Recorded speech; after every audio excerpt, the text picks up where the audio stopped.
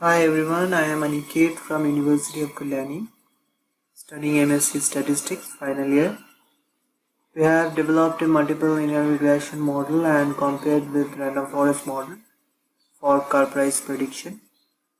Due to limited time constraint and limited number of slides, we tried our best to make our presentation more interesting and fruitful. So let's get started.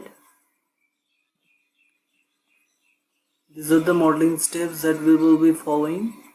First of all, we will identify the dependent variable, and after identification of dependent variable, then we will go for univariate analysis, then missing value and outlier detection and treatment. Then we will go for feature engineering and variable transformation. After this is done, we will go for sampling, where we divide our whole dataset into 80-20 or 75-25, where 75% of dataset will be used for developing our model and 25 for the validation. Then we will go for variable reduction techniques, and after we have done variable reduction and we get the significant variables, we will go for model building. After our model has been built, we will see the performance of our model by model evaluation and model validation. Then the final model comes. So we will see what is the problem statement and what is the business goal. A Chinese automobile company, Geely Autos, aspires to enter the US market by setting up their manufacturing unit there and producing cars locally to give competition to their US and European counterparts. They have contracted an automobile consulting company to understand the factors on which the price of the car depends. Especially, they want to understand the factors affecting the price of a car in the American market, since those may be very different from the Chinese market. The company wants to know which variables are significant in predicting the car price of a car. And what are the business goals? We are required to model the price of a car with the available independent variable. It will be used by the management to understand how exactly the price vary with the independent variable. They can accordingly manipulate the design of the car, the business strategy, etc. to meet certain price level. The data has been collected from Kaggle.com. It consists of 205 observation and 26 variables, where the price is the dependent variable and the remaining variables are independent variable or explanatory variable. The variable description is as follows, where we can see that wheelbase, car length, car width, car height, etc. are the numerical variable, and variable like fuel type, aspiration, door number, car body, etc. are the categorical variable. Okay. Then we will see, we want to visualize the relationship between the dependent and the independent variables that are numeric in nature. Here is scatter plot showing price versus car width, which shows a positive correlation, but price versus car height shows no relation at all. The points are random. And price versus car weight, curb weight, and price versus car engine size is also some positive correlation, which can also be seen from correlation plot also. You can see price versus curve width has some this color is somewhat like 0.7, and if you see car height versus price, it's very light color, which is approximately 0. minus 0.120 or something like this. Okay. Next we will go for outlier treatment.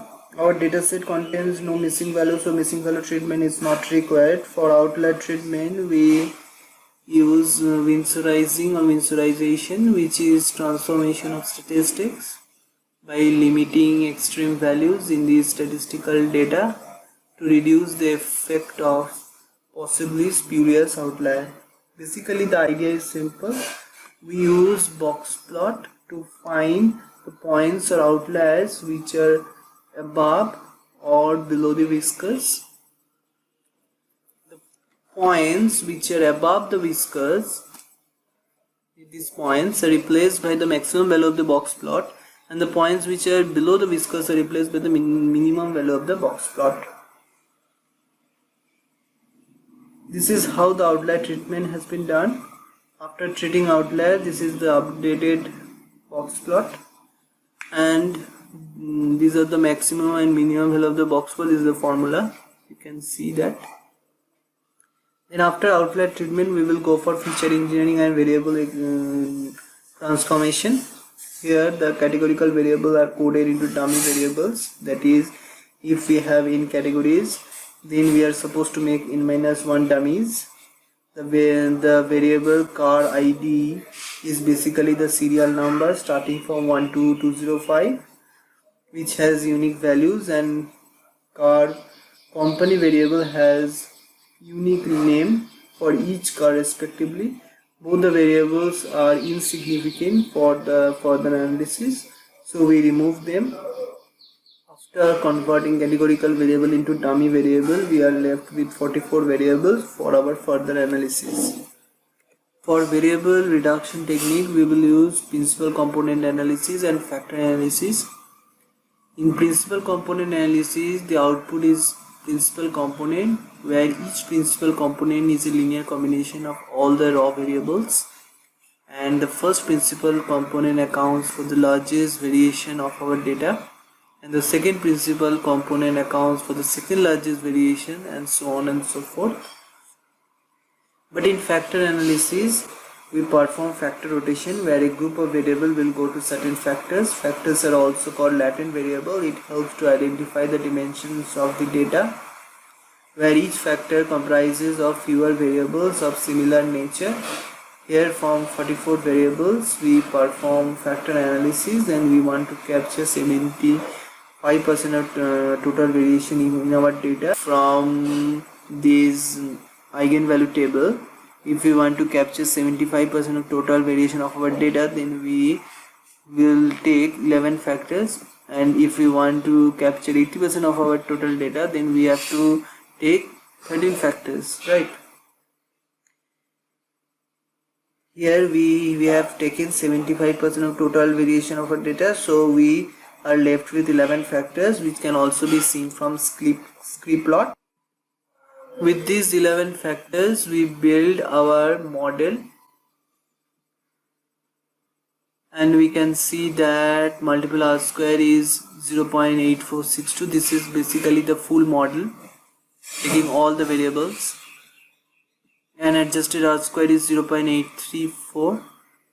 Now we are in a position to check whether our model satisfies all the assumptions of the linear regression model. For that, we will be considering diagnostic plot. First one is the residual versus fitted plot. It shows that the linearity is not straight, is not very good. Second one is the normality assumptions, which shows that the normality assumptions are violating in the upper and lower tails. The third one checks whether the errors variance are homoscedasticity or not. Here the trend line is not straight, which shows that presence of heteroscedasticity. To fix these assumptions, we have to do Box-Cox transformation and check whether the model satisfies all the assumptions. After Box-Cox transformation, we can see that the residual versus fitted shows linearity, and the normality of the errors are also maintaining, except these 2 points. and the homoscedasticity assumption is also performing better from previous one.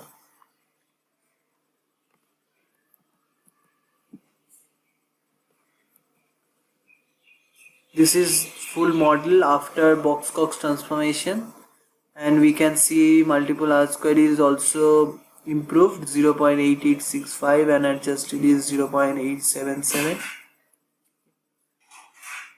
We have also performed stepwise regression, forward method, backward method, and step AIC. That is not mentioned over here. And we select the final model which is built with the factors which are significant. Then we get a subset model of factor 1, factor 3, factor 6, factor 8, 9 and 10. With these 6 factors we build our model, and R square value is 0.88 and adjusted. You can see that when it is after Box-Cox in the full model, the R square value is 88.8865, and after removing 5 factors we have got R square around 0.8805, which is good. Then we have to go for model validation and evaluation, whether our model is performing fine or not in the validation set. So we have randomly sampled the original data into 75-25 ratio, where 75% of data is used for developing our model and 25% of data is used for validation purpose to check the accuracy about our prediction. In linear regression model, we got R square value for the training sample is 0.8719, and for the testing sample R square value is 0.8849, and root mean square is around 0.0050, and MAP, which is mean absolute percentage error, is 0.022. MAP is basically the mean absolute percentage error. If the value of MAP is towards 0, then the model is good enough, and the smaller the RMSE value, the better the model. The RMSE value for both training and testing data are similar, which indicate that our model is good. And we have built our model. We have built random forest model also, and we can see that R square value for training sample is 0.9399. R square is basically the total variation of the dependent variable that is explained by all the independent variables. So R square for random forest model is better, and R square for testing sample for random forest model is around 0.8865, and root mean square is for testing sample is 0.0049, and MAP for testing sample in random forest model is 0.0233. Okay, so hence we conclude that we can see that random forest model is performing slightly better than linear regression model, as root mean square error and mean absolute percentage error is quite same compared to linear regression model. Also R square value and adjusted R square are little high, and we can thus say that random forest model captures the variation much better than the linear regression model, although both the models are equally likely to predict the price of a car. Hence Chinese company Geely Automobiles can use any of this model for car price prediction. So that's it. Thank you.